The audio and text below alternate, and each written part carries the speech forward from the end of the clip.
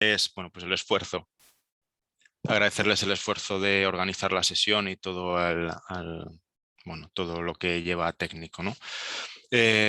Como bien me ha presentado Marta, bueno, pues bienvenidas y bienvenidos a todos a este espacio en el que estaremos hablando de comercio justo, cambio climático y justicia climática. Mi nombre es Alberto Abad, soy el presidente de la Coordinadora Estatal de Comercio Justo. Para quien no la conozca, la coordinadora es la plataforma española que agrupa a 31 entidades relacionadas con comercio justo de muy diversa índole. Tiendas, importadoras, sellos, finanzas éticas, etcétera, ¿no? Y una de sus líneas de actuación es la sensibilización sobre temas de comercio justo, como estamos haciendo en esta jornada. Estarán con nosotros, ya lo ha comentado también Marta, Javier Aleaga, que es coordinador del programa de cambio climático de la CLAC, y Ada Zárate, jefa del Departamento Agrícola de la cooperativa Mandubira de Paraguay, que bueno, tuve oportunidad de conocerla porque creo que estuvo en Madrid hace unos años también y estuvo también dando unas charlas y unas jornadas con varias organizaciones. El formato es: contaré brevemente lo que estamos haciendo, el posicionamiento del movimiento de comercio justo en cuanto a cambio climático y un poquito de la COP26 que se celebra pronto, este fin de semana. Y luego daré paso tanto a Javier como a Ada, ¿vale? La idea: Javier tiene el tiempo muy limitado, entonces nos hemos comprometido con él a darle paso en cuanto podamos y luego dejar 10 minutos para que puedan intervenir, sobre todo periodistas que están convocados a este evento y puedan hacer preguntas. Luego hablará Ada y al final sí que tendremos espacio para preguntas y inquietudes, reflexiones en general de cualquier persona, ¿vale? Lo he puesto por el chat, pero la grabación, la sesión será grabada para poderla difundir posteriormente. Y sin más, pues entro a contaros un poquito, haceros una pequeña introducción, ¿vale? La coordinadora hace unas semanas presentaba el informe del estado del comercio justo, donde teníamos la buena noticia de que el comercio justo en España crecía un 3,6% hasta alcanzar unas ventas de 143 millones, ¿no? Es un buen dato para un año terrorífico como 2020, pero lo bonito también del informe es que lo hemos querido hacer temático, dada la cercanía de la presentación del informe con la COP, y como digo, es un informe temático que cuenta con cuatro artículos que relaciona el comercio justo y la emergencia climática, ¿no? Son 4 artículos que os abro un poquito la boca para leerlos, ¿no? O el apetito. Uno primero de Brenda Chávez, que habla sobre los impactos de la industria de la moda, que es el cuarto sector más contribuyente en el cambio climático, tanto en su producción como en los residuos generados, ¿no? Brenda decía que los gases de efecto invernadero de la producción textil global pues, superan los de todos los vuelos internacionales y tráfico marítimo combinados, conjuntos, ¿no? Un segundo artículo de mi compañera Leonor García de Oxfam, ¿no? Donde apunta 2 ideas que van a salir en todos los espacios de cambio climático y comercio justo, ¿no? Donde manifiesta que las personas más vulnerables son las más afectadas por el cambio climático, pero son las menos responsables de sus emisiones. Una de las ideas que va a estar en todas las sesiones o espacios de comunicación que veamos de cambio climático y comercio justo. Y a su vez que el cambio climático agranda las desigualdades. Los pequeños productores y productoras al final les cuesta cada vez más adaptarse, tienen menos recursos económicos y técnicos para adaptarse y afrontar las consecuencias del cambio climático. En ese artículo también cita una gran omisión que hay en todas las políticas climáticas, que es el comercio. Las emisiones importadas, como se conocen, el cálculo de emisiones de los países desarrollados ignora las emisiones que se dan en otros países donde se producen bienes y servicios, ¿vale? Tenemos un tercer artículo de GreenNet, de la cooperativa de arroz de Tailandia, firmado por Bitun, ¿no? Donde me gusta porque destaca que el cambio climático ya es un fenómeno cotidiano, no es algo que vaya a pasar en un futuro, ¿no? El cambio climático es algo que ya está sucediendo, es una lucha constante y diaria, dice él, por la supervivencia para productoras de arroz en Tailandia, ¿no? GreenNet nos explica en ese artículo cómo apoya de apoyo técnico, financiero y de acceso a mercados a sus productores, ¿no? Intentando también que cambien muchas veces cultivos de arroz a otro tipo de cultivos más adaptados al calor y a las nuevas condiciones climáticas. Y por último hay un cuarto artículo de uno de los invitados de hoy, de Javier de la CLAC, ¿no? Donde explica un poco que el cambio climático también genera tiene como consecuencia una baja producción y rendimiento de los cultivos. Explica el programa de cambio climático de la CLAC y la estrategia que están organizando de cambio climático, ¿no? Para sistematizar un poco todas las iniciativas que hay en cambio climático, ¿no? Y hay un ejemplo muy bonito que os invito a leer en ese artículo, ¿no? Del plan de adaptación para la producción de miel, que ha conseguido que en la cosecha de 2020 el rendimiento de las colmenas se llega a incrementar entre un 14 y un 40%, ¿no?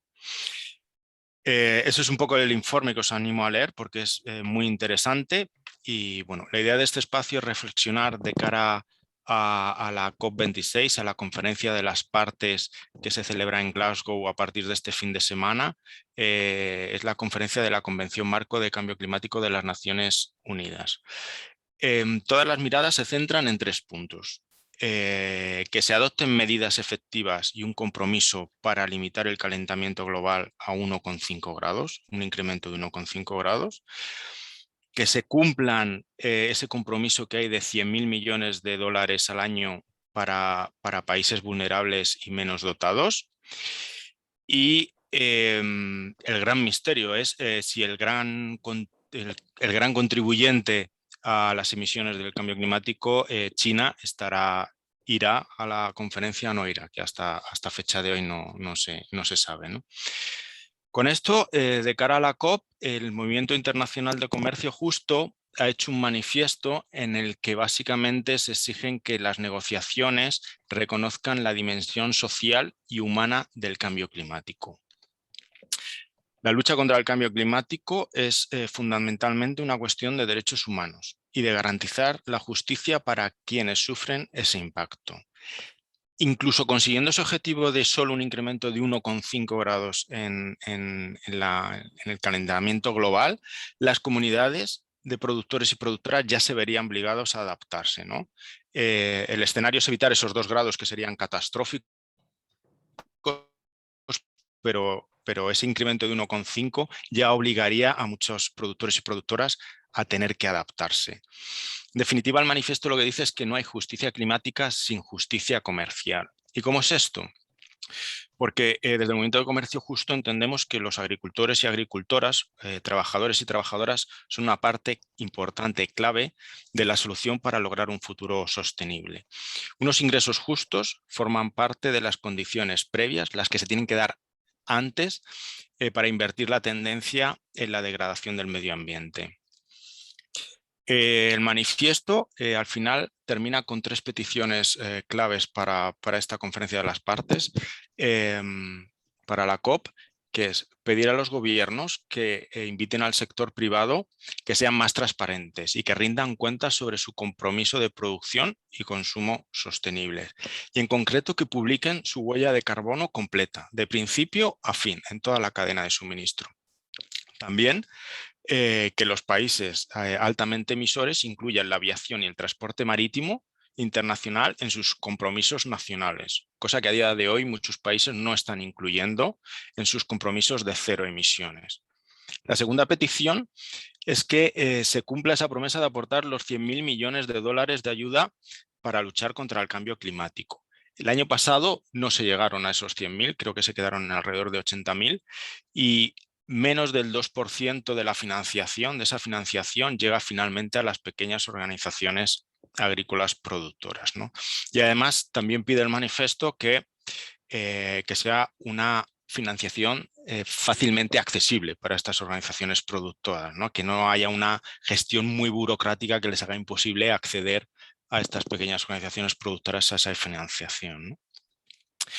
Y la tercera petición es que la política comercial y los países apoyen normas, legislaciones medioambientales y de respeto a los derechos humanos en todas las cadenas de suministro, lo que cada vez oímos con más fuerza que se conoce como legislaciones de debida diligencia en materia de derechos humanos y medioambientales que se están desarrollando. En Europa está desarrollando una directriz que verá su borrador a final de año, pero que todos los países al final terminen adoptando esta legislación de debida diligencia, ¿no? Ese es un poco el resumen del manifiesto del Movimiento del Comercio Justo, un poco de lo que esperamos de la COP, y sin más, pues doy paso a Javier Aliaga de la CLAC para que nos cuente un poquito, bueno, cómo las entidades de la CLAC están viviendo estos impactos del cambio climático, qué buenas prácticas se están llevando a cabo. Y le dejo paso a él. Bueno, muy buenos días a todos y todas, muy buenas tardes a todos y todas, según donde estén. Yo soy Javier Aliaga, soy especialista en cambio climático de la CLAC y también soy coordinador del Programa Regional de Cambio Climático que está en 24 países. Y el día de hoy pues les agradezco mucho el espacio y voy a tratar de cumplir el tiempo. No sé si me ayudan con la presentación, por favor.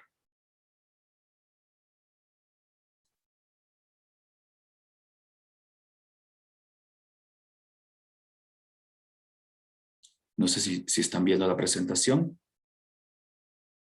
Si quieren, procuro compartirla. A ver.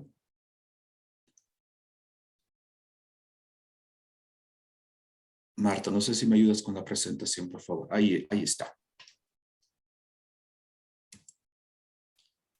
Perfecto, entonces, si la puedes agrandar.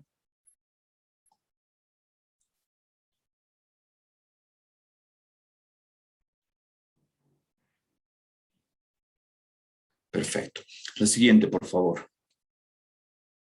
Bueno, yo no quiero hablar demasiado a nivel técnico ni detallar demasiado los efectos del cambio climático porque son muy conocidos. Solo comentarles que desde el programa de cambio climático de la CLAC hemos construido escenarios de cambio climático para entender los fenómenos climáticos y sus afectaciones de manera más puntual para distintos productos, para café, cacao, quinoa, banana y otros productos, ¿no?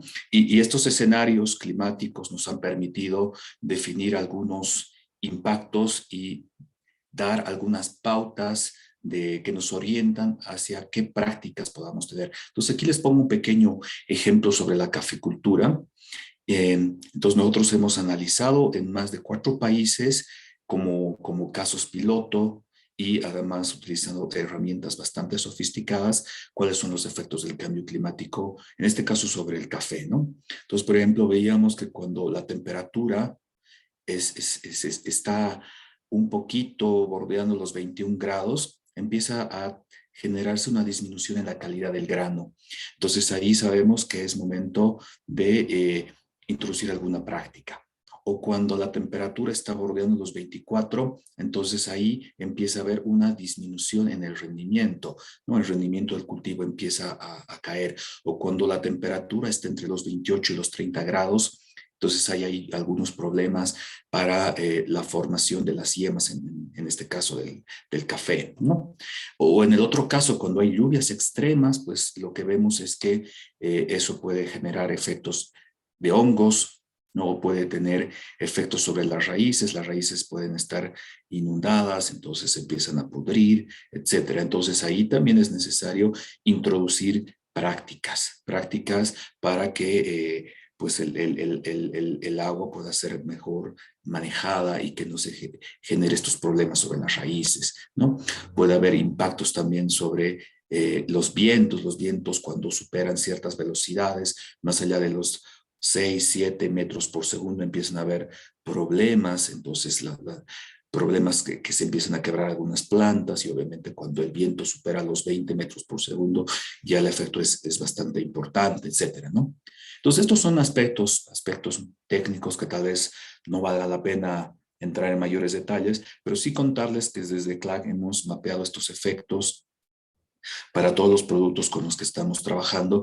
Y esta información es muy, muy útil porque nos permite contar con directrices de acción, ¿no? Y la idea detrás es ir monitoreando casi en tiempo real los efectos climáticos o climatológicos que se dan. Entonces, cuando nosotros vemos, según la información online que se está generando, olas de calor y que la temperatura va a salir de cierto umbral, entonces ahí es prudente dar un consejo, una directriz a los productores de el calor puede generar ciertos problemas, podrían tomar esta práctica o esta otra práctica anticipada, o si se tiene previsión de que va a haber un año muy, muy complicado en términos de lluvia y la afectación va a ser mucho más alta la lluvia va a ser mucho más alta de lo que usualmente es, entonces ahí una directriz podría ser, bueno, tal vez es aconsejable tomar un seguro paramétrico para coberturar la producción, etcétera. Entonces, todos estos escenarios nos permiten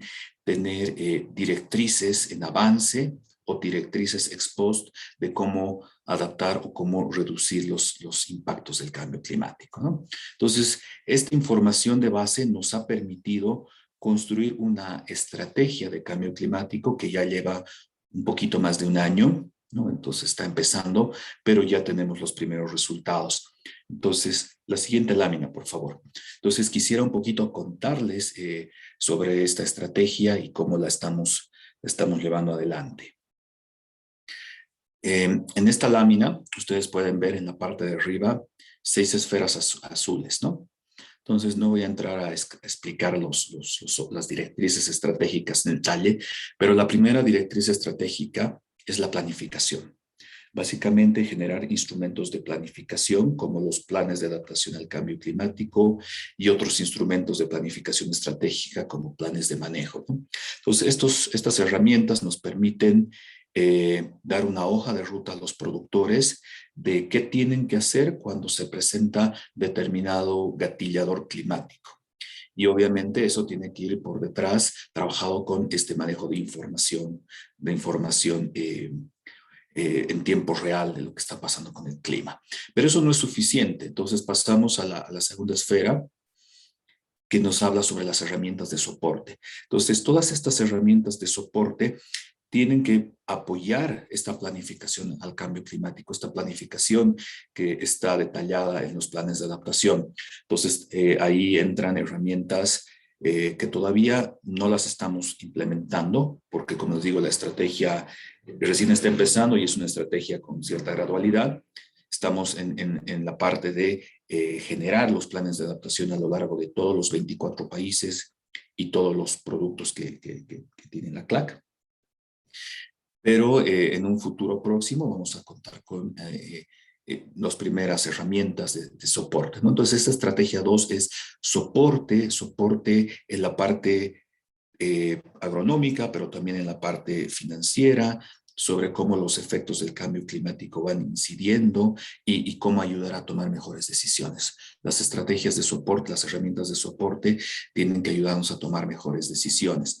Por ejemplo, estamos desarrollando herramientas financieras donde estamos viendo cuáles son el incremento que sufren los costos de producción de un cultivo cualquiera, digamos café o caña, etcétera, conforme se generan ciertos fenómenos climáticos. Entonces, viene un fenómeno climático como puede ser una lluvia extrema. Entonces, la lluvia extrema va a afectar los costos de producción y los costos de producción a su vez van a generar disminuciones en los márgenes de ganancia. Entonces, estas herramientas nos ayudan a entender y anticipar posibles mecanismos de mitigación de riesgo, ¿no? Eso en la parte financiera, pero también tenemos otras herramientas que están vinculadas con la parte más agronómica. En la tercera esferita hablamos de investigación, la investigación aplicada, que tiene mucho que ver con generar investigación fuerte, sólida, basada en evidencia, sobre temas como precios, cómo están manejando los precios de los distintos productos, cuáles son sus determinantes, cuáles son los mecanismos para mitigar o generar estrategias de manejo de precios ante distintos contextos. Uno de los contextos es el cambio climático. Pero también investigación en parcelas, generar investigación aplicada, agronómica, que nos permita ver la posibilidad de escalamiento de algunas buenas prácticas, o temas, por ejemplo, como les comentaba en la cafecultura, que empieza a haber bajo ciertas temperaturas una disminución de la calidad, entonces ahí se genera como una disyuntiva, el grano pierde calidad, pero también hay un aumento en el tamaño de las guindas, entonces hay más rendimiento, entonces produzco más, hay más rendimiento, pero también baja la calidad. Entonces, para encontrar un balance agronómico en eso, se necesita hacer experimentación, ¿no? Entonces, investigación aplicada y investigación de inteligencia de mercados son las dos patas que hacen a esta tercera directriz estratégica, ¿no? El cuarto objetivo o cuarta directriz es la inclusividad. Y está muy relacionado con lo que decía Alberto, inclusividad abocada principalmente al sector financiero. Estamos hablando de inclusividad financiera. La idea es mejorar el acceso de los pequeños productores a distintas herramientas de financiación climática, que está vinculada a todos los marcos que se van a discutir la próxima semana en la COP26 en Escocia, pero también financiación convencional, financiación de acceso al mercado, ¿no? Entonces, incluir la inclusión financiera de los pequeños productores significa que los productores pueden acceder a estas herramientas de mejor manera. Y para eso estamos trabajando en el tema de señalización. La idea es mandar señales. Cuando los productores pueden mandar señales que están siendo responsables con su manejo agronómico, que están generando herramientas de soporte, que están disminuyendo algunos riesgos productivos, entonces los riesgos comerciales bajan. Y si los riesgos comerciales bajan, eso es una señal para el sistema financiero de que es más interesante o es más factible poder colocar recursos financieros en los productores, ¿no? A través de instrumentos como son instrumentos de financiación mixta u otros instrumentos más propios de las finanzas climáticas. Pero decimos inclusividad no solo porque mejora el acceso de los productores a sistemas, a servicios financieros, sino porque queremos que mejore la distribución de acceso. ¿Qué es esto de distribución de acceso? Digamos que hay 100 productores que no accedían a la banca y ahora pueden acceder los 100. Pero cuando vemos la colocación, vemos que los productores con más altos ingresos son los que capturan los recursos y los productores con más bajos ingresos, aun cuando pueden acceder a ciertos instrumentos, casi no tienen financiación, ¿no? Porque tienen bajos ingresos. Entonces ahí hay un problema de distribución, de equidad en la distribución. Entonces, inclusión es mejorar el acceso de los productores, pero también la posibilidad, la distribución de cómo acceden a estos recursos financieros, ¿no? La quinta estrategia es una estrategia conjunta de adaptación y mitigación, es decir, promover mecanismos de adaptación, medidas de adaptación al cambio climático, pero también de mitigación, principalmente en dos ejes. Uno es el tema de suelos, la regeneración del suelo, y otro es la energía renovable, la promoción de energía renovable para usos productivos vinculados también con eficiencia energética. ¿Por qué este objetivo 5 es particularmente importante? Bueno, pues porque cuando nosotros, por ejemplo, regeneramos el suelo, lo volvemos a nutrir, este suelo nos va a aumentar la producción, nos va a aumentar el rendimiento.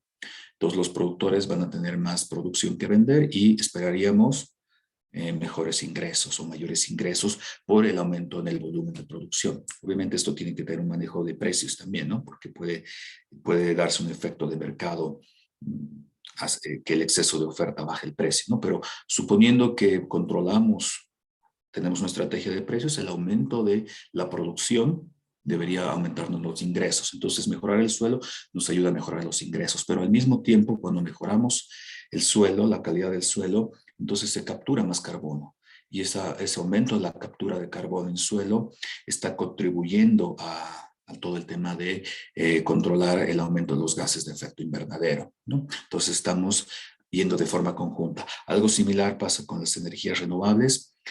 Una adecuada penetración de las energías renovables para usos productivos puede tener un impacto en el mediano y largo plazo para disminuir los costos de producción y generar un aumento en los ingresos. de los productores, pero al mismo tiempo también permite reportar una mayor disminución de los gases de efecto invernadero que está produciendo el sector agrícola. Y este objetivo conjunto es importante porque lo decía muy bien Alberto. Cuando uno mira la financiación climática, se va a dar cuenta que adaptación llega al 10%.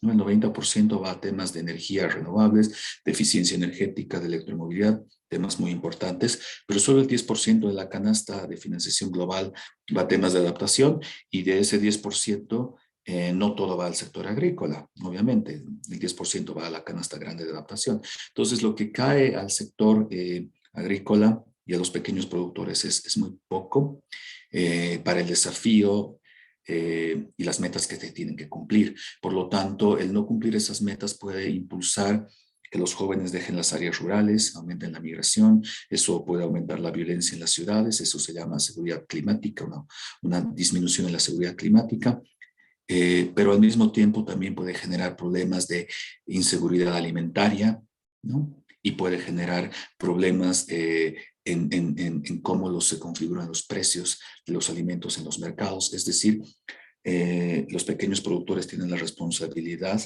la misión de contribuir a la alimentación del planeta, pero si no tienen suficiente financiación, entonces ahí van a tener problemas.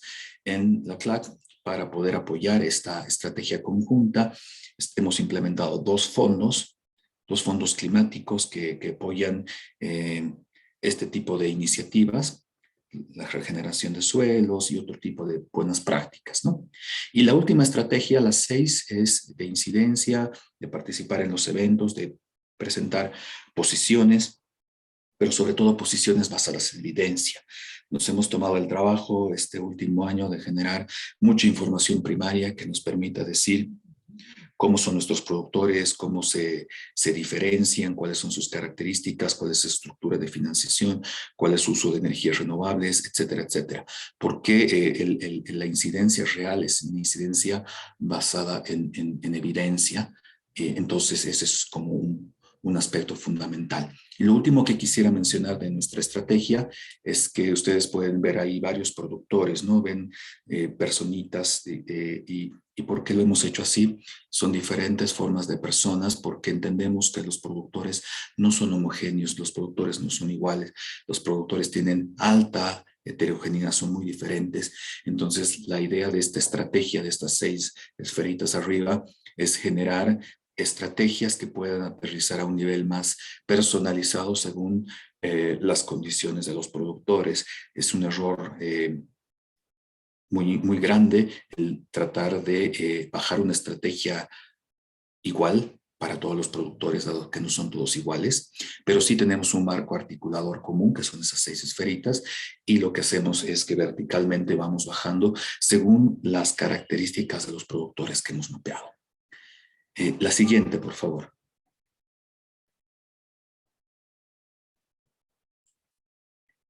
Perfecto. Y bueno, la próxima semana vamos a estar en la COP26 en Glasgow y vamos a tratar de presentar esta evidencia. Vamos a participar en varios eventos paralelos, pero vale la pena recalcar un poco la posición que vamos a llevar. Es que no puede haber justicia climática sin comercio justo, ya lo ha dicho Alberto. También que los pequeños productores son parte de la solución y que si no tienen las herramientas ni el apoyo para solucionar, el problema va a ser más grande para todos. O sea, si los jóvenes no se quedan en el campo, si no hay recambio generacional, si no hay mejora en las condiciones de vida en los medios rurales, los jóvenes se van a ir y eso va a generar un gran problema de inseguridad alimentaria en todo el planeta y por lo tanto los productores necesitan ayuda y no es una ayuda a los productores, es una ayuda a la sociedad misma. Si la sociedad misma no se da cuenta que al no ayudar a los productores en el mediano plazo va a generar sus propios problemas, entonces ahí estamos en un círculo vicioso que es necesario romper. El segundo mensaje importante es que hay que promover la financiación climática ajustada a los pequeños productores. Existen muchísimos mecanismos de financiación climática, sobre todo financiación mixta, pero son costosos, requieren Tiene muchos problemas técnicos que no vale la pena mencionar. Sin embargo, no están en condiciones, estos instrumentos no están en condiciones de bajar a la escala de los pequeños productores. Por lo tanto, es necesario trabajar en ingenierías financieras que nos permitan hacer un descalamiento de estos instrumentos para que verdaderamente los pequeños productores los puedan utilizar, ¿no? Luego necesitamos modelos de negocios alineados con las necesidades de la sociedad, con muchos factores, muchos insumos climáticos, es decir, conocer la información climática en tiempo real nos permite tener un manejo preventivo y a veces ex post de eventos climáticos que nos ayudan a bajar riesgos productivos. Y otra vez, cuando bajamos riesgos productivos, bajamos riesgos comerciales y somos más atractivos para la banca, pero también somos más atractivos para colocar negocios que pueden estar en modalidades diferentes, como modalidades de negocios a futuro, etcétera, ¿no? Y trabajar mucho en la incidencia sobre que la cadena de valor no tiene un ratio generación-apropiación adecuado, es decir, los productores al principio de la cadena de valor generan valor, pero no se apropian de ese valor en la misma medida. Entonces esto obviamente se magnifica en una mirada de escala de una cadena global de valor y por lo tanto este es un tema fundamental al principio de la cadena, pero al final de la cadena también los consumidores tienen que tomar conciencia y responsabilidad de que cuando ellos consumen de una forma no responsable, también están generando un problema que va a ser un boomerang, va a volver a la misma sociedad. Eso es por mi parte, les agradezco por su tiempo, espero haber cumplido el tiempo que me han dado y quedo abierto a sus preguntas. Muchas gracias. Muy bien, Javier. Nada, muchas gracias. Enhorabuena por esa estrategia que creo que es completísima y acertadísima, ¿no? Y mucha suerte en la COP con esas peticiones, reivindicaciones.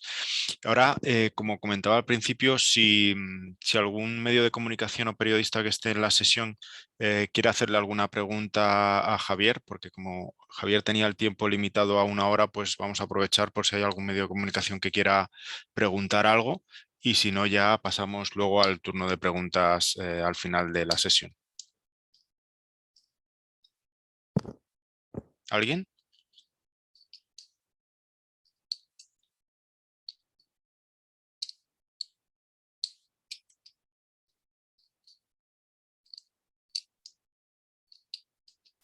Nadie. Bueno. Pues, pues doy paso a la segunda invitada, que es Ada Zarate de la cooperativa Mandubirá de Paraguay, productores de azúcar de caña integral. Y bueno, pues si queréis conocerles más, hay historias muy bonitas de la revolución dulce, ¿no? que se dio en llamar, y lo podéis googlear y conoceréis mucho más de ese gran logro y esa gran trayectoria que tiene Mandubirá en el comercio justo. Ada, adelante. Buenas, muchas gracias, Alberto. Un gusto para nosotros desde la cooperativa Mandubirá compartir nuestra experiencia en todo este movimiento de comercio justo. Permítanme presentarme de la cooperativa Mandubirá de Arroyos y Estero, Paraguay. Es un placer compartir un poco la experiencia que estamos llevando adelante. Estamos trabajando en la producción de caña de azúcar orgánica y la industrialización y comercialización del azúcar orgánica y de la panela, principalmente también al mercado de comercio justo. Estamos como organización trabajando con 840 pequeños productores del área de influencia que abarca aproximadamente 5 distritos del departamento de Cordillera. Un poco las indicaciones que nos dieron es hablarle de cómo nos afecta a nosotros, a nuestros pequeños productores, el cambio climático. Realmente retomo lo que decía Alberto, de que ya estamos viviendo en la cotidianidad lo que es el cambio. Eso se visualiza durante todo el periodo del año y de trabajo. Nosotros como agricultores de caña de azúcar también nos afecta el cambio principalmente en lo que es el ciclo de la lluvia.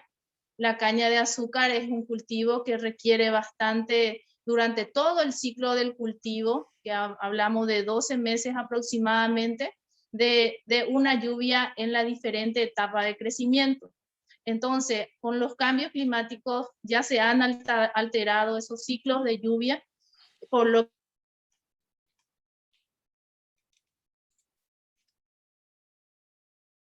que de repente tenemos periodos muy largos de sequía, lo que es el que por otro lado ya repercute en lo que es la producción, el rendimiento agrícola, que trae como consecuencia ya también los bajos ingresos que representa para las familias agricultores esa situación. Además de eso, de lo que es el ciclo de la lluvia alterada, la consecuencia de la sequía, eso también se viene de la mano el tema de los incendios forestales en la región y por ende en algunos de los casos también esos incendios accidentales o provocados ya pueden llegar a afectar directamente la parcela del productor y por ende perder todo el cultivo, ya sea antes o durante o después de la cosecha, generando una pérdida económica muy grande por un lado y por otro lado también la pérdida de nutrientes en nuestro suelo. Y todo lo que implica recuperar la fertilidad de ese suelo para poder nuevamente iniciar un proceso productivo con rendimientos altos. Por otro lado, también el efecto de las heladas afecta también en el rendimiento tanto del cultivo como a nivel industrial. Para mencionarle, como organización nosotros estamos trabajando en la industrialización de la caña de azúcar. Somos dentro de lo que es la revolución dulce, ¿verdad? En este proceso nosotros nos hemos empoderado de toda la cadena de valor de la caña, es decir, desde la producción de la materia prima, el acopio, el transporte, el procesamiento en la fábrica y posterior comercialización. Y en ese proceso lo que es la consecuencia de las heladas afecta directamente lo que es tanto la producción agrícola como también a nivel de la industria, ¿verdad? Entonces, son efectos que lo estamos viviendo y de alguna manera también en este proceso estamos trabajando para poder reducir el impacto, mitigar a través de acciones concretas para poder llegar a que nuestros agricultores y nuestras fincas sean resilientes a estos cambios. Y dentro de lo que es esa línea de acciones que estamos llevando adelante como organización, estamos realizando lo que es principalmente apuntando al manejo y conservación de la fertilidad de los suelos de nuestros agricultores mediante prácticas amigables con el medio ambiente y prácticas que renueva, recupere o conserve esa fertilidad de suelo mediante la incorporación de compost orgánicos o abonos orgánicos durante el proceso de producción. También todo lo que se refiere a la labranza mínima del suelo, la práctica de la no quema en los cultivos de los cañaverales y sobre todo al manejo de los restos de cosecha para el tema de captura de agua y conservación de la humedad del suelo, principalmente, ya que el 100% de las áreas productivas en el cultivo de caña, nuestros agricultores dependen de la lluvia, o sea que no tenemos aún prácticas de sistema de riego instalados en las pequeñas fincas y tenemos que trabajar con las herramientas y los recursos disponibles. Entonces, estas prácticas que estamos llevando adelante, estamos trabajando en la fertilidad, la vigorosidad de la planta para que puedan ser resistentes a esos cambios, principalmente de sequía, y tener la mayor productividad en el cultivo de caña. Eso trae consigo mayor ingreso para la familia y por otro lado, sin descuidar lo que es la seguridad alimentaria de los productores, ya sea en asociación con el cultivo o dentro de la misma unidad productiva, que cada productor pueda tener sus cultivos de autoconsumo y no depender directamente ya del mercado para poder acceder a los alimentos. Y sobre todo un alimento hablamos de calidad de alimento en cuanto a lo que es la producción ecológica. Entonces, estamos inmersos en ese proceso y a nivel de campo son esas prácticas que estamos llevando adelante, además de la medición del ciclo de las lluvias a través de registros en precipitaciones, para y también ir adelantando las épocas de siembra como una manera también de que el cultivo pueda tener ya suficiente crecimiento, vigorosidad para poder aguantar los cambios en el clima principalmente. A nivel de industria también, como organización, estamos trabajando en la utilización de energía renovable, energía limpia, mediante la generación de la propia energía eléctrica dentro de lo que es la fábrica de azúcar, el uso del desecho restante de la producción de azúcar, que es el llamado gabazo, como le decimos nosotros. Eso entra en un proceso de combustión para poder la caldera en sí de la fábrica funcionar y con el vapor generar la energía eléctrica que se necesita para poder dar funcionalidad a la fábrica. Por otro lado, ese mismo desecho, el resto de esos desechos son utilizados como generador de combustión al inicio del proceso de la fábrica y con eso estamos reduciendo el uso de leña que viene preferentemente en la industria. Se utiliza eso como en una primera etapa como para dar inicio a todo el movimiento industrial. Nosotros estamos ahorrando y estamos evitando el uso de leña para dar inicio al proceso en fábrica utilizando este desecho. Por otro lado, dentro del sistema también se ha incorporado lavado de gases y con esos lavados se va precipitando todo lo que es la ceniza de la caldera y se va emitiendo, tratando de que todos esos gases salgan de la mejor manera a la atmósfera. De esa ceniza y todo el resto que se genera como desecho de la industrialización del azúcar, todo eso se lleva a una planta de compostaje y posteriormente, finalizado ese proceso de compostaje, es lo que se incorpora nuevamente como abonos orgánicos dentro de lo que es el cultivo.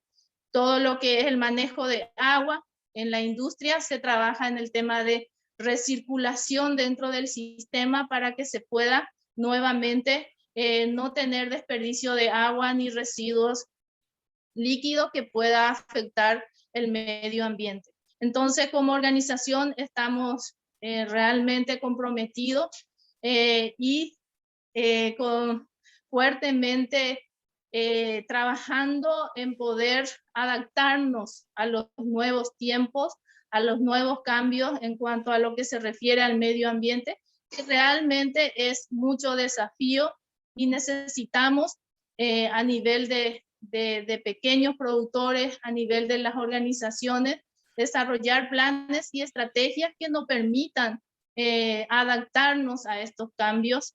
Y en ese sentido celebramos toda la estrategia que está llevando adelante la CLAC, del cual también nosotros como organizaciones estamos recibiendo apoyo para poder mejorar el sistema de trabajo que estamos haciendo, apuntar a que la productividad de los pequeños productores no recaiga y puedan ser realmente resilientes y de alguna manera luchar contra lo que es estos cambios, adaptarse y principalmente mejorar sus ingresos sin poner en riesgo la seguridad y soberanía alimentaria de las fincas y sobre todo llegar al objetivo que busca el comercio justo, que es mejorar la calidad de vida de la familia, de los agricultores, sus hijos y la comunidad en general. Entonces, a grandes rasgos, esa es la experiencia nuestra. Es mucho recorrido por andar, muchos desafíos y muchos retos que tenemos como organización para poder lograr el desarrollo sostenible.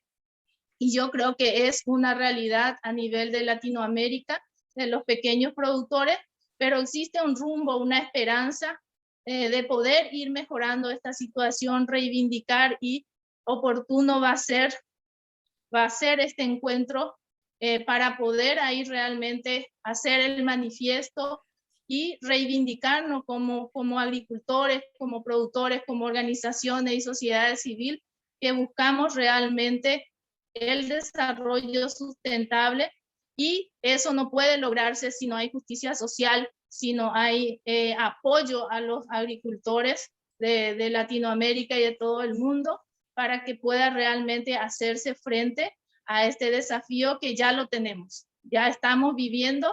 Y pareciese hace años, el cambio climático puede ser que nos afecte. No, ya estamos sumergidos en eso y es el desafío de adaptarnos y poder salir adelante. Entonces, un poco esa es la experiencia que quiero contar. De parte de la cooperativa Mandubirá también vamos a tener representantes en ese encuentro, en los debates, y sobre todo reivindicar al sector orgánico, ecológico y de comercio justo, para que podamos realmente tener apoyo de los gobiernos a través de las leyes y que se impulse lo que es realmente conservación y cuidado del ambiente. Solamente puede haber si realmente existe justicia social. Entonces, agradezco yo la oportunidad de representar a mi organización y es un poco la voz de todos los agricultores de Latinoamérica. Y bueno, atenta a cualquier pregunta o consulta. Muchas gracias. Bien, muchas gracias, Ada. Enhorabuena también bueno, por todo el trabajo, porque creo que Mandubirá es una organización pionera en muy diversas iniciativas de adaptación y mitigación del cambio climático, y muy buen ejemplo de economía circular con todo lo que nos contabas de reaprovechamiento de residuos y energías renovables, ¿no? Nada, damos paso a las preguntas, si hubiese. Entonces, adelante. Podéis pedir la mano bien levantando la manita en el Zoom o por el chat si queréis.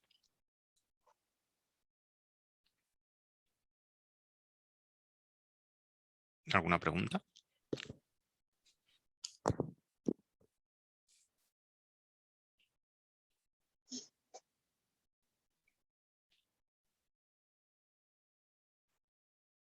Hola. José Luis, adelante.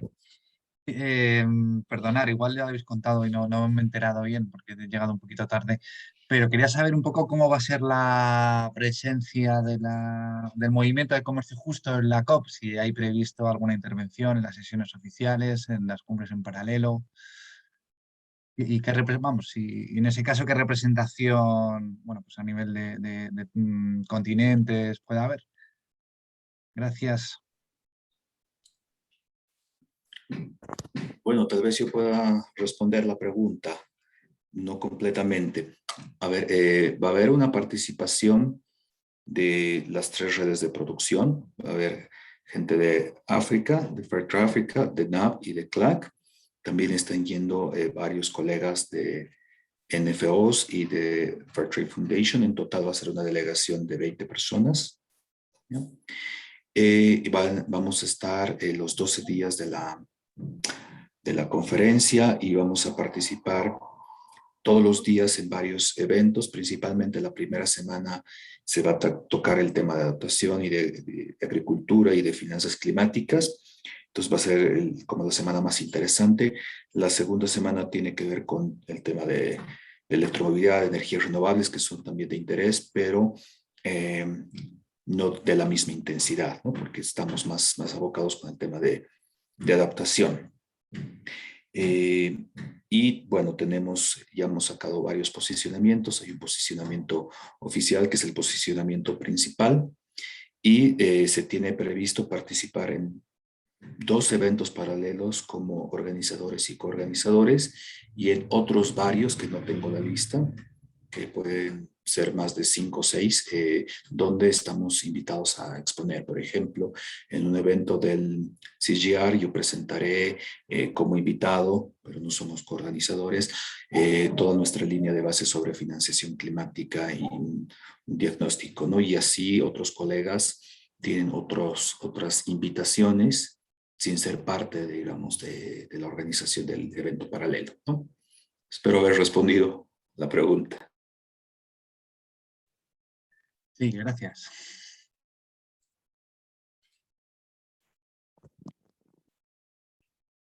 ¿Alguna pregunta más?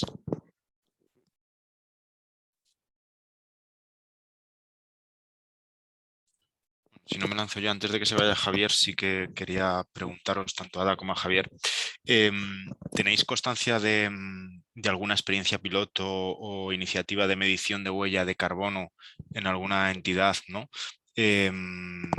Lo digo porque pensando, creo que la forma de producción del comercio justo creo que sí que tiene bastante en cuanto a reducción de huella de carbono frente a grandes explotaciones o grandes plantaciones que tienen muchos insumos o que no usan agricultura regenerativa o ecológica, ¿no? No sé si tenéis noticia de alguna experiencia en ese sentido.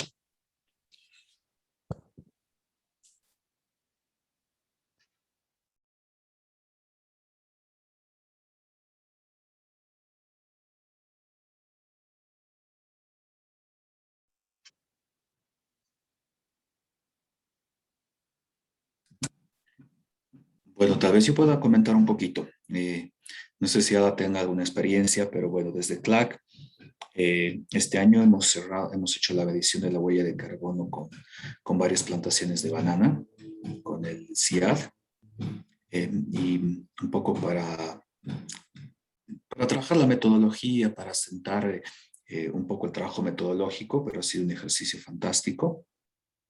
Lo mismo para caña de azúcar, y con la CEPAL hemos trabajado en talleres de capacitación eh, para capacitar a las redes de producción a la red de producción de café de CLAC en todo el tema de cómo conseguir la información para hacer la medición de huella, ¿no?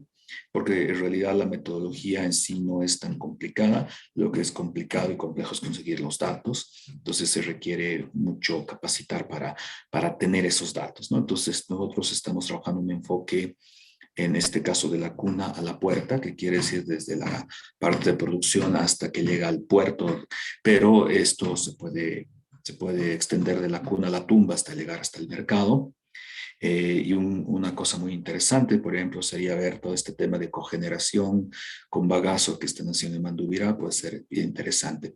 Para el próximo año vamos a ampliar la escala de trabajo con la CEPAL, que es parte de las actividades del programa de cambio climático, y vamos a tratar de capacitar y generar casos de estudio para enseñanza como material de enseñanza en huellas, en cómo hacer la medición de huella, ¿no?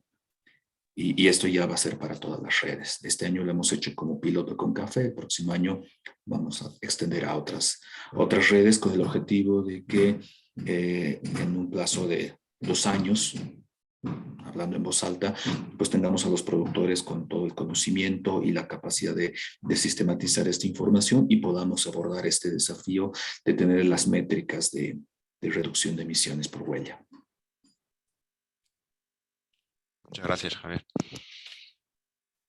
Sí, para comentar un poco también desde la experiencia de la cooperativa Mandubina, un elemento que no mencioné en este proceso de trabajo que vamos llevando adelante es también la capacitación y concienciación sobre este tema a los productores, ¿verdad? Y también en lo que se refiere a la medición de huella de carbono, nosotros, gracias a una cooperación que es Oxfam Intermón de España, estamos nosotros realizando el estudio para ir midiendo lo que es la huella de carbono de las actividades que realiza o está llevando adelante Mandubina. Ahí cuando tengamos eso seguramente vamos a estar compartiendo también, pero de que ya estamos viendo eso y gracias, ese también es un aspecto muy importante que mencionar de lo que es el movimiento de comercio justo, las cooperaciones que las organizaciones puedan tener ya a nivel de clientes u otras organizaciones que están trabajando el tema de comercio justo. Nosotros estamos realizando ese estudio de medir cuál es la huella de carbono y también de ver acciones que podamos ir reduciendo eso y por qué no soñar a llegar a tener un carbono neutro en todo nuestro proceso y que nuestro producto podamos certificarlo de esa manera. También mencionarle que dentro del proceso también estamos llevando adelante proyectos la instalación de viveros forestales, también la adquisición para un área para conservación y enriquecimiento de bosque, tanto a nivel de la organización como a nivel de las fincas de los productores. Entonces, hay mucho camino por andar, mucho trabajo que realizar, pero ya estamos en carrera, como se dice, que es lo más importante. Muchas gracias. Gracias, Ada. ¿Alguna pregunta más?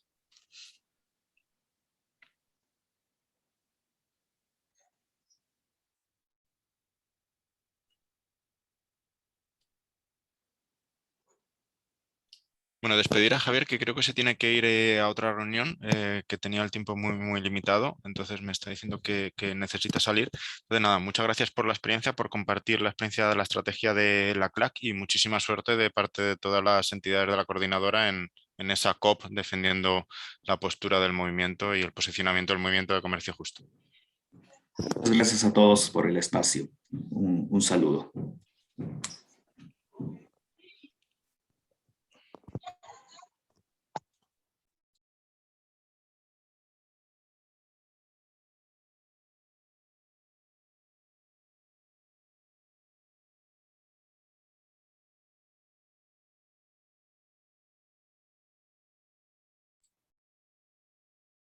¿Nadie se anime? ¿Nadie se anima con alguna otra pregunta? Para Ada, que nos hemos quedado con Ada, pero tiene un proyecto muy interesante también.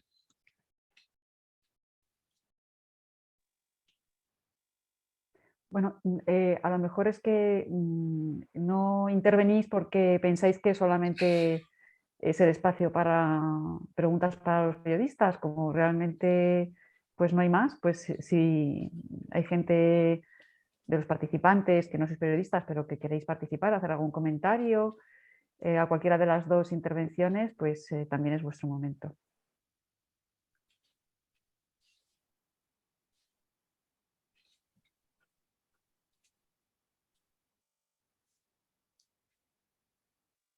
Bueno, yo pregunta no, pero agradecer a Ada y a Javier que ya se ha ido, porque a veces las organizaciones pequeñitas de aquí, del norte, que sabéis que también lo tenemos muy difícil, nos metemos en la cotidianidad y nos alejamos un poco, y escuchar a Ada, muchas gracias Ada, escuchar a Ada y a Javier, pues son estas cosas que te vuelven a resituar en por qué estás aquí, por qué haces un voluntariado, por qué mantienes un punto de venta contra viento y marea, y eso, y agradecer a Ada estos balones de oxígeno para que aquí sigamos haciendo nuestra labor.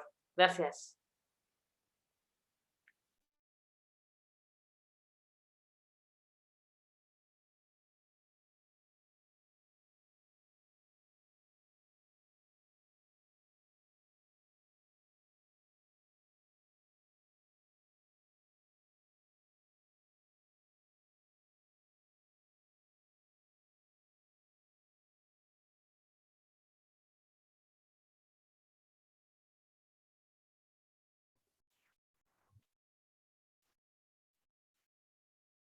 Pues simplemente una reflexión que yo creo que a veces en lo que es la atención a las personas consumidoras y eso, nos resulta difícil al movimiento tener un discurso sobre, al ser una comercialización entre sur y norte, no deja de ser, eso no es un comercio de proximidad, no es un consumo de proximidad, y resulta a veces muy complicado cara al consumidor final de comercio justo o a la persona que quieres hacerle entender por qué este modelo comercial es tan positivo para las personas y para el medio ambiente. Resulta difícil explicar nuestro impacto en lo que es el traslado del producto, sea ya producto materia prima o elaborado. Claro, yo entiendo que tenemos que optar dentro del comercio justo por productos que no, por materias primas que no se hacen en el norte, ya sea que no se producen, que no se cultivan en el norte, perdón, pero no deja de ser complicado, queramos o no, tenemos una huella de carbono, tenemos un impacto por el transporte en nuestras formas de comerciar y consumir, dado que nuestra producción está en el sur, está muy lejos. Y resulta a veces muy complicado, por lo menos en mi caso, integrar los elementos como es el comercio de proximidad y el comercio justo dentro de este concepto sur-norte por el tema de nuestro impacto a nivel climático por la necesidad de un transporte de larga distancia. No sé, simplemente es una constatación un poco de a veces el conflicto que se me crea en el lenguaje cuando intento explicar la proximidad y la distancia con valores a la vez. Que no sé si os pasa a todos, igual soy yo.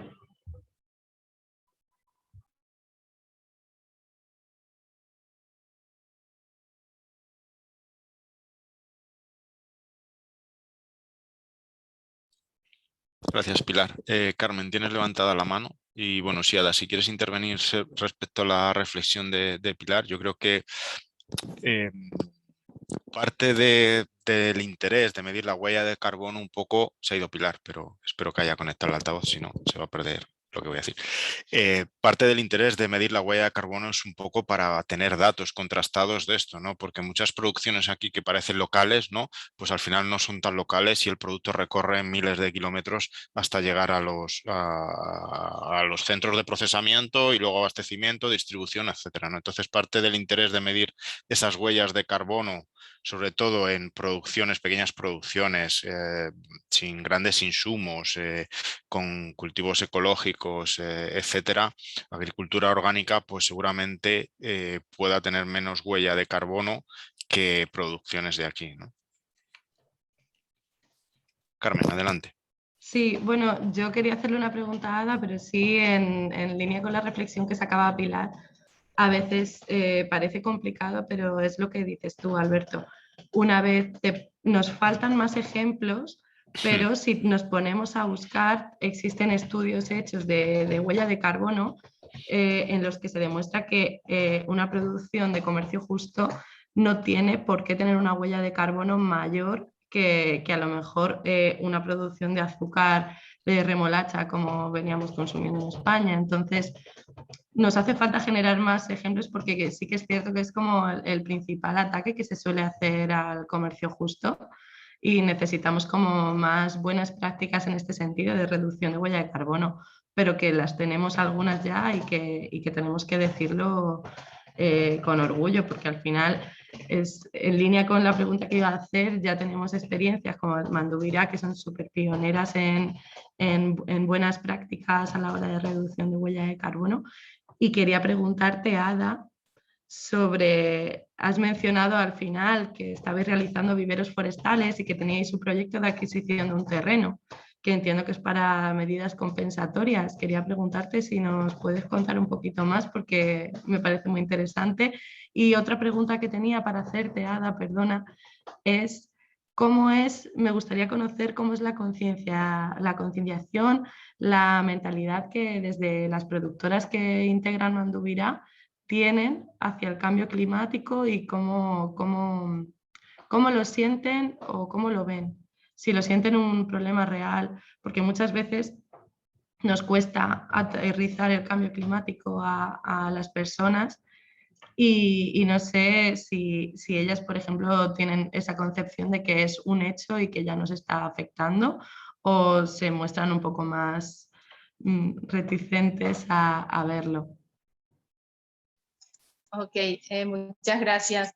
Realmente que a la primera pregunta del proyecto que estamos desarrollando de instalar un vivero forestal realmente con un enfoque ya de ir incorporando especies, ya sean nativas y sobre todo frutales nativos de nuestra región, ¿verdad? Para poder, por un lado, enriquecer las áreas de bosque de la finca de los productores, en donde no las hay, iniciar un proceso de reforestación aprovechando el espacio disponible sin que altere porque hablamos de pequeñas fincas en promedio de 3 hectáreas de cada agricultor.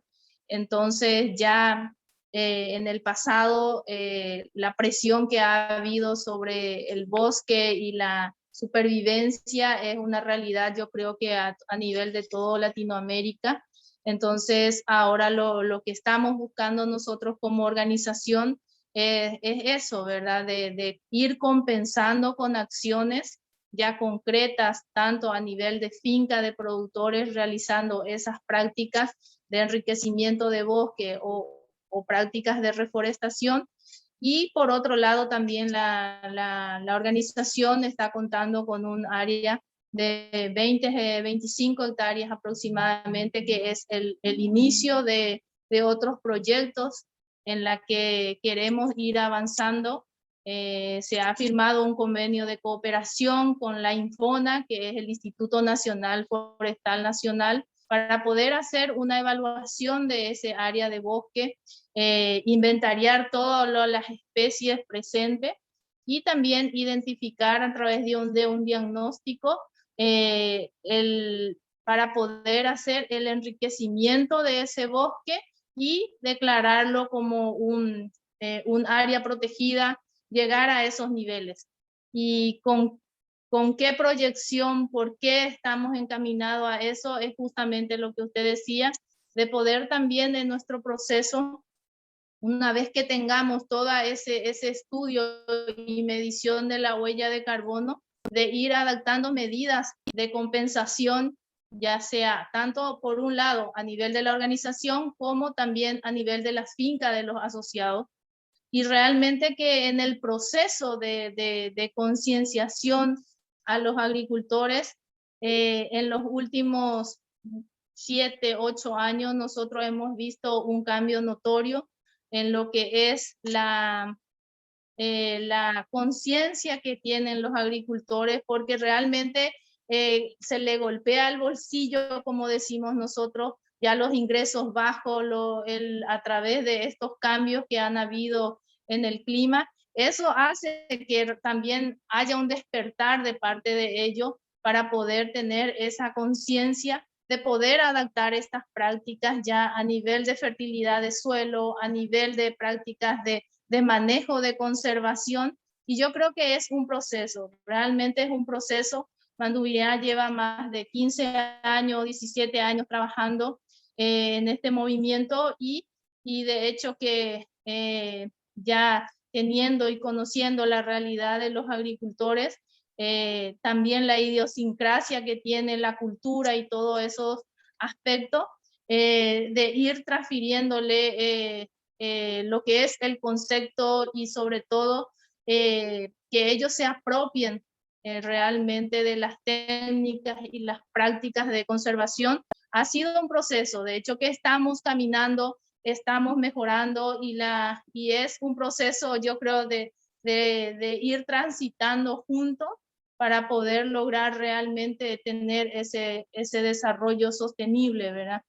De hecho que es un desafío grande, estamos nosotros embarcados en eso y a través de ello para el efecto es muy importante que como organización, como cooperativa, las alianzas que estamos teniendo tanto con instituciones públicas, privadas y organizaciones de cooperaciones también que nos puedan realmente apoyar con herramientas y también sobre todo lograr el financiamiento, porque realmente acceder a financiamiento para obtener un área protegida, realizar todo lo que implica este proceso es bastante difícil. Entonces, pero el desafío está y tenemos que enfrentarlo, ¿verdad?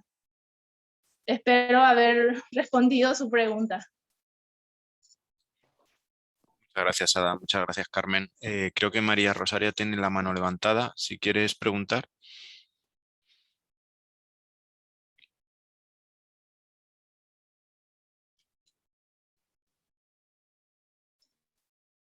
Igual no es consciente de que tiene la mano levantada.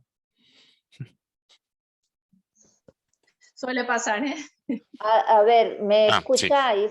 Sí, ¿Ahora perfectamente. Sí. Ah, perdón, no me había olvidado de darle al botón del audio. No, quería agradecerte, Ada, realmente por toda la explicación que nos has dado. Sinceramente, se nota que estáis involucrados en todo lo que es el trabajo de la implementación de los cambios para lo que se nos viene encima con el cambio climático, y de verdad que los quiero felicitar porque es una labor titánica la que estáis realizando.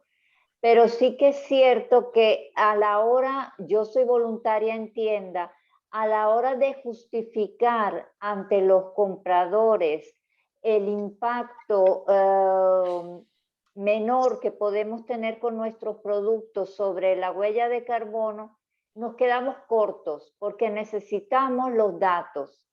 No es solamente cuestión de decir que el impacto es menor, es cuestión de poder tener un número para comparar, porque lamentablemente el mundo se mueve así, por números. Entonces, en esa parte estamos escasos todavía y nos quita herramientas a los voluntarios para defender nuestros productos frente a los clientes. Entonces creo que allí necesitamos un poco más de información, un poco en la medida que se vaya generando, obviamente, pero la necesitamos sinceramente para poder, no es solo cuestión de decir, no, nuestro impacto es menor, demuéstramelo, me lo dijo un día una señora, dame datos, dame números, y claro, ahí no los tengo. Entonces creo yo que es importante que en ese sentido tengamos primero la conciencia de que ahora hay más gente informada acerca de todo lo que es el cambio climático y hay mucha gente que está intentando ser más responsable en su consumo, con lo cual nos exige a nosotros tener mayor calidad de información para poder seguir defendiendo nuestro proyecto, que obviamente es la razón de ser de que las tiendas de comercio justo estén abiertas. Gracias, de verdad. Okay, muchas gracias.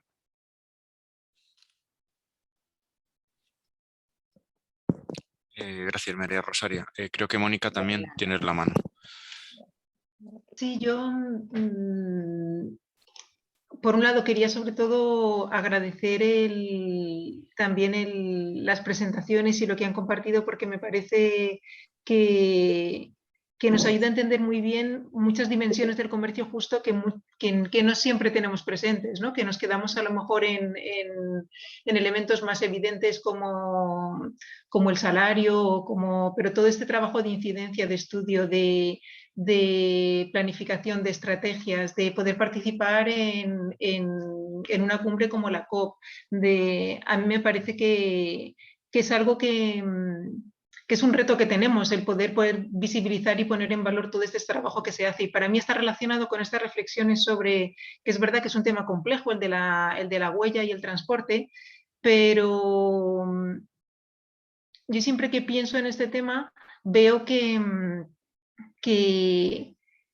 es especialmente complicado aislar unos elementos de otros, ¿no? Y quedarte solo con la medida de la huella de carbono o de la huella del impacto y estar olvidando todo o dejar de lado cómo cuantificas en esa misma balanza todo este trabajo de empoderamiento, de incidencia, de fortalecimiento rural, de que no haya desplazamientos efectivamente y emigración a las ciudades, de evitar violencia doméstica, es que la lista es larguísima, ¿no? Y al final todo eso es un potpurrí y me gustaría saber qué piensa Ada al respecto, ¿no? Porque yo creo que al final ponemos el foco, pues a lo mejor en la parte climática o en un momento dado en la parte del salario, pero al final el comercio justo es algo muy, muy complejo, global, que intenta abordar muchos frentes y si solo nos enfrentamos al dar respuesta a los cuestionamientos con la parte climática o con la parte del transporte, se nos queda corto, ¿no? Y es un discurso complejo de trasladar. Yo creo que ese es un reto. No sé si me he explicado o no, pero me gustaría saber qué piensas, Ada, al respecto. Sí, realmente es así. El componente medio ambiente es una parte de todo lo que es los principios de comercio justo, que bien lo sabemos.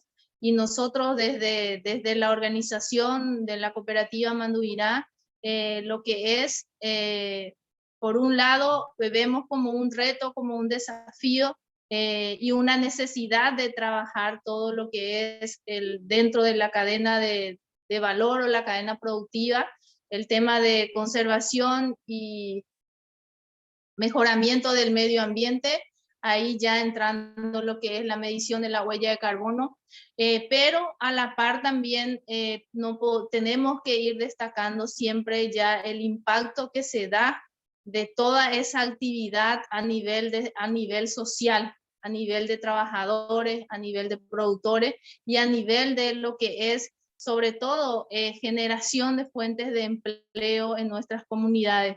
Nosotros como organización tenemos impacto muy positivo en lo que es el componente trabajador, la parte social, a través de la generación ya de 300, 350 fuentes de trabajo de forma directa, tanto en toda la actividad que se desarrolla en la organización, ya a nivel administrativo, a nivel de la fábrica, y ya con otros proyectos que se están llevando adelante que ha permitido que se desarrolle la comunidad, que ya las jóvenes, hijos de socios, puedan acceder a un primer empleo, inclusive que les permita optar por una carrera universitaria durante ese proceso. Esos son espacios que se ha desarrollado dentro de la organización y gracias a toda la actividad que se viene desarrollando. Entonces, el componente social, el desarrollo social, el empoderamiento de las mujeres y de los trabajadores y sobre todo brindar condiciones seguras para el trabajador, eso es muy importante y hay que destacarlo siempre. O sea que yo creo que los principios del comercio justo están y son las prácticas que nosotros como organización vamos desarrollando, vamos trabajando, porque un desarrollo sostenible podemos lograr únicamente sosteniendo esos tres pilares, el medio ambiente, lo económico y lo social.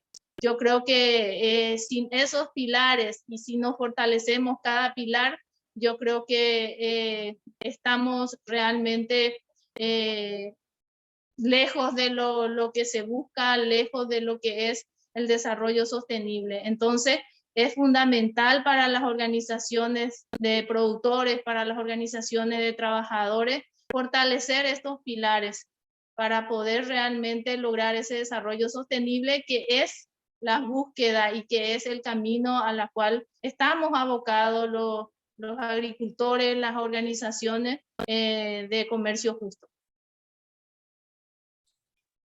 Pues muchas gracias, Ada. Bonita reflexión para finalizar. Yo creo que ya no tenemos tiempo para más porque máximo teníamos 1 hora y media. Agradecer a Javier y a Ada su disponibilidad. Creo que la zafra ya terminó, ¿no? Entonces ahora, bueno, pues que tengan un buen... A punto de terminar. Bueno, pues que el nuevo ciclo de vida de la caña vaya sin sobresaltos climáticos y bueno, gracias a todos también a todas por conectaros, gracias a Marta Lozano, a Marta Guijarro, al equipo técnico por organizarlo y bueno, pues nada, la grabación quedará colgada en la web de la coordinadora comerciojusto.org y lo difundiremos por las redes sociales. Espero que os haya resultado interesante el espacio y nos vemos en las tiendas de Comercio Justo que siempre digo. Muchas gracias a todas. Muchas gracias a todos. Buena tarde, hasta luego. Hasta luego.